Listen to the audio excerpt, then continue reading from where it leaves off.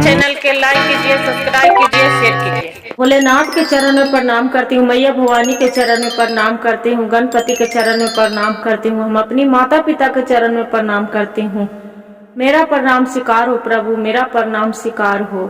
सभी देव देवी के चरण में प्रणाम करती हूँ, मेरा प्रणाम स्वीकार हो प्रभु, मेरा प्रणाम स्वीकार हो। एक किसी गांव में एक राजा रहा करता था। राजा के एक लड़का एक लड़की थी। लड़की के नहीं मानते थे, लड़का के बहुत मान मर्यादा करते थे। दोनों पति पत्नी कोई चीज खाए ले, पिए ले, फल रे, फूल रे, हर चीज लड़का के देते थे। बाकी लड़की थी बेचारी, भगवान की उसका देखिए, लड़की कुबड़ी थी।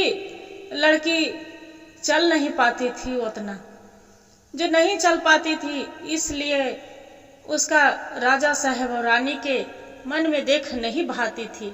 सब घड़ी यही बोलती थी कि ये तो मेरे कोई काम के नहीं है, भगवान इसका मौत भी नहीं देती है। बाकी वो सुन के लड़की रात दिन भगवान से मनाती थी कि हे भगवान, हे भोलेनाथ, आप क्यों मेरे जन्म दिए? मेरे भाई के तो मेरे पिताजी कितना प्यार दुलार दिखाते हैं, और मेरे तो न माँ जब अति दुलार दिखाती है, न तो पिताजी मानते हैं, कोई भी नहीं मानते हैं। हे भोलेनाथ, मेरी क्यों जन्म दिए?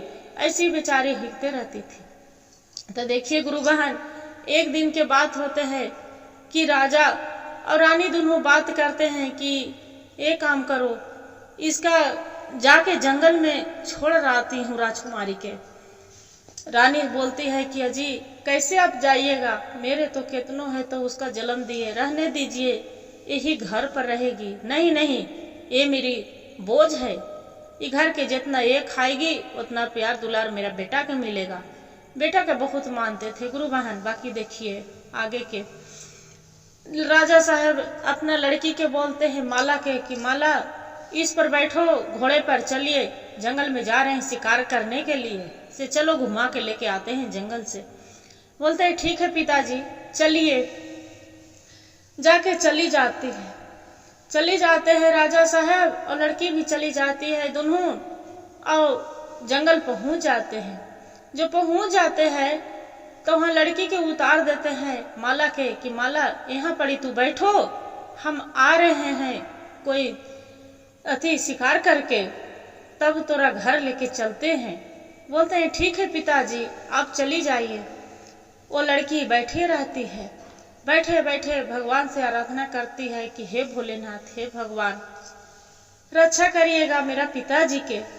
बाकी उसका पिताजी क्या करते हैं गुरु बहन, राजा साहब क्यों लड़की के वही जंगल में छोड़ देते हैं, अब अपने घर वापस आ जाते हैं घोड़े पर सवार होके। आहर देखते हैं, पहर देखते हैं, वैसे देखते देखते रात हो जाता है।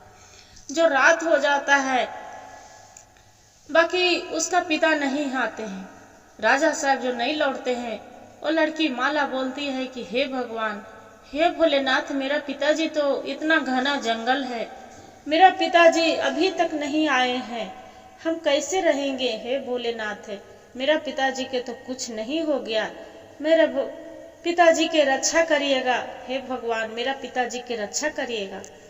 वैसे करते करते नहीं आते हैं उसका पिता, रात बीत गया। जो रात बीत गया गुरु बहन, वैसी बेचारी बैठ के भूख के मारे तो तड़प रही है। ओजे पड़ी पेड़ तर बैठ के रात तो काट लिए, रात काट गए, सुबह हो गया। वह जंगल में पूरा इधर उधर भटक रहे हैं, भगवान के आराधना कर रहे हैं कि हे भगवान, ये जंगल में तो कुछ भी नहीं है खाने के लिए, क्या खाएंगे? जे मेरा पिताजी के चले खोजते हैं किधर जो मिल जाएंगे मेरे पिताजी, तो अपना घर जाऊंगी। बाकी उसका पिता कहाँ मिलेंगे गुरु बहन, उसका पिताजी तो अपना घर आ गए थे राजा साहब। वहां पड़ी देखते हैं कि घूमते घूमते लड़की देख रही है कि एक हरिंग है। जो हरिंग है तो पूरा कोई मारने के लिए, शिकार करने के लिए तीर चलाया था, वो घायल था, पूरा घायल था, वो नहीं मरा था। जो नहीं मरा था तो लड़की देख रहा है तो बोल रहा है कि अरे ये तो इतना घायल है, बाप रे। क्या करते हैं कि जंगल में से पत्ता तोड़ के सिमर के पत्ता रहते हैं गुरु बहन, तोड़ के उसका लगाने लगते हैं, पीस के जड़ी बूटी, तो उसका हरिंग जो जड़ी बूटी लगाने लगते हैं। जैसे ही घाव ठीक होता है और हरिंग रहते हैं जो एक मनुष्य के रूप में बदल जाता है आदमी में। बोलते हैं कि बाबा तू तो आदमी है, बाकी आप हरिंग क्यों, जानवर क्यों बने थे? आपके तो इतना घायल थे, आपके कौन मारा था इतना? बोलते हैं कि बेटी क्या करे, एक भगवान अथी के साधु के श्राप था कि हम हरिंग बन गए थे। कल के लड़की पूछ रही है माला कि बाबा अब कैसे श्राप दे दिए थे? लड़की वो हरिंग जो जादूगर है और बोलने लगा कि बेटी क्या करूं, हम एक जादूगर हैं, बाकी मेरा श्राप मिला था कि एक महात्मा नदी के किनारे निहार रहे थे, जो स्नान करके भगवान के भोलेनाथ के ध्यान लगाया था। बाकी हम बेवकूफ़ी कर दिए कि वो जो ध्यान लगाया था भोलेनाथ के, एक सर्फ के उसका गले पर हम फेंक दिए। जो फेंक दिए और उसका ध्यान टूट गया। उसी समय मेरा श्राप दे दिए कि जाओ, जैसे मेरा तू भंग तोड़ा है, जैसी तू जंगल में इधर उधर तोरा सब कोई भी रहेगा मार के खाने के लिए तुमको तैयार हो जाएगा, बाकी तू मरेगा भी नहीं, तोरा कोई खाएगा भी नहीं और तू मरेगा भी नहीं, तू ऐसी घायल अवस्था में रहेगा। जो तोरा कोई कन्या मिलेगी आपको घाव का जो इलाज कर देगा, तब तू मनुष्य के रूप में आएगा। तो देखो बेटी तू मेरा बहुत मदद करी है, से देखो मेरा घायल के घाव था उसका इलाज करी है, मैं मनुष्य रूप में आ गई हूँ। आप पर बहुत आभारी हूँ बेटी, आप जो कहेंगे हम बहुत आभारी हूँ। बोलते हैं कि बाबा मैं क्या करूँ, मेरे पिताजी तो इस जंगल में मेरा छोड़ के चली गए हैं। कहाँ चल गए? बाघ खा गया, सियार खा गया, कोई जानवर खा गया बाबा, बाकी हम क्या करें? बोलते हैं कि कोई बात नहीं बेटी, हम तो है ना। और लड़की बोलती है कि बाबा मेरे बहुत कस के भूख लग रहा है, का कुछ आप जादू से कुछ खाने के लिए देंगे? बोलते हाँ बेटी क्यों नहीं। जादूगर रहते हैं गुरु बहन, जो हाथ घुमाते हैं जैसी खाने के लिए रंग बिरंग के भोजन इसका आ जाते हैं, जो आ जाते हैं। बोलते हैं कि बाबा ये तो जंगल में से घूम घूम के रहेंगे तो बाघ सियार तो खा जाएगा हमनी के, से क्यों न एक झोपड़ी बनाते हैं। बोलते हैं कि हाँ बेटी। क्या करते हैं कि दोनों जादूगर जो लड़की रहती है माला, दोनों के जंगल के पेड़ पौधा तोड़ के, लकड़ियां पकड़े तोड़ के, घास भूसा करके उसका एक झोपड़ी बनाते हैं। झोपड़ी में बोलते हैं माला की बाबा यही झोपड़ी में दोनों हम रहेंगे, आप भी रहिए हम भी रहेंगे। कि हाँ बेटी ठीक है। दोनों रहने लगते हैं। जो रहने लगते हैं तो देखिए गुरु बहन, वैसे रहते रहते कुछ समय बीत गया। लड़का राजा साहब के जवान हो गया। राजा साहब के जो महल पर था, राजपाट पर हमला करने वाला था डाकू। राजा साहब बोलते हैं कि राजा साहब बेटा से चलो, आज विक्रम आज यहाँ पर ही हम अकेले हैं, ये राजपाट डाकू है, हमला करने वाले हैं, जो जल्दी तैयार हो घोड़े पर चलो। उसका लड़का बोलता है विक्रम नहीं, हम नहीं जा सकते हैं, हमला हो रहा है तो होने दो, बाकी हम ये नहीं जा सकते हैं। जब खुद से जाइए, कौन मरे जाएगा, हमको नहीं मरना है तो आप मर जाओ, बाकी हम नहीं मरेंगे। वो तैयार नहीं हुआ गुरु बहन, वो नहीं गया। जो नहीं गया, राजा साहब बोलते हैं कि हे भगवान, मेरी एक बेटी दिए तो बेटी के हम तो कभी जीवन में नहीं लगाए, बाकी तोरा हम पोस पाल के सियान कर दिए कि मेरा तू राज के लायक बनेगा, बाकी तू तो नालायक बन गया। ठीक है मत जाओ। वो लड़का नहीं गया। राजा साहब अकेले ही वहां पर ही चलने लगे। चल गए जंगल पर। जैसी पता चला ये लड़की के कि मेरे पिताजी पर तो हमला हो रहा है, मेरे राजमहल के तो जादूगर था तो सब जानता था, आगे 12 कोस आगे 12 कोस पीछे। गुरु बहन तो ये लड़की जो बोल रही है माला, हे भगवान हे भोलेनाथ, जाके वहाँ देख रहे कि मंदिर में जो जंगल में एक रेती के शिवलिंग बना के वैसे ही मट्टी के और वैसे जाके पूजा करके को फूल तोड़ के चढ़ा के बोलती है, हे भोलेनाथ मेरे पिताजी पर मदद करिएगा, मेरे पिताजी के सहायता करिएगा कि मेरा घर के राजपाट बच जाए, मेरा घर बच जाएगी। ऐसे बेचारी मना रही है।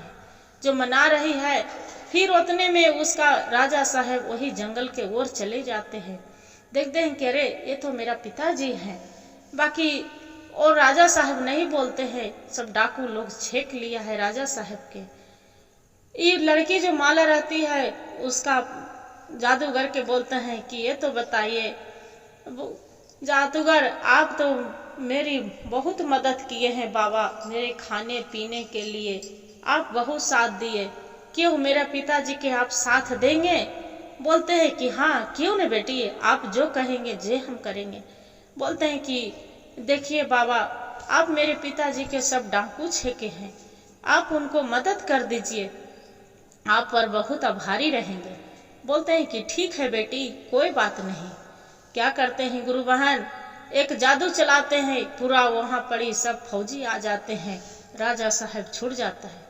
जो छूट जाता है वहाँ पड़ी माला भी रहती है जो उसका लड़की कुबड़ी थी, वो भी बोलते हैं कि ये तो बताइए आप कौन है? ये मेरी लड़की है, आप कौन है इसका साथ है? बोलते हैं कि राजा साहब आप ही के आभारी रखिए कि लड़की के कि मेरी जान बचाई है। अब आपको यही लड़की जान बचाई है कि जाके एक जंगल में फूल पत्ती तोड़ के एक पत्थर के जाके पूजा करके भगवान भोलेनाथ से प्रार्थना कर रही थी कि हे भोलेनाथ मेरा पिताजी के राजपथ बचा लीजिए, मेरा पिताजी के जीवन बचा लीजिए। अब आप इसी को आप घर से निकाल दिए थे राजा साहब। बोलते हैं कि हाँ ये तो सही बात है, बाकी आपके बहुत बहुत आभारी हूँ। अपना बेटी के बोलते हैं कि मेरे माफ कर दो बेटी, आपको देख के हम अति कीर्ति थे, घृणा करते थे कि तू तो कुबड़ी है, एक अति है, लांगड़ है। बाकी आज मेरी समय पड़े तो आप ही तुम ही बचाए हो, मेरा ये बेटा नालायक नहीं बचाया।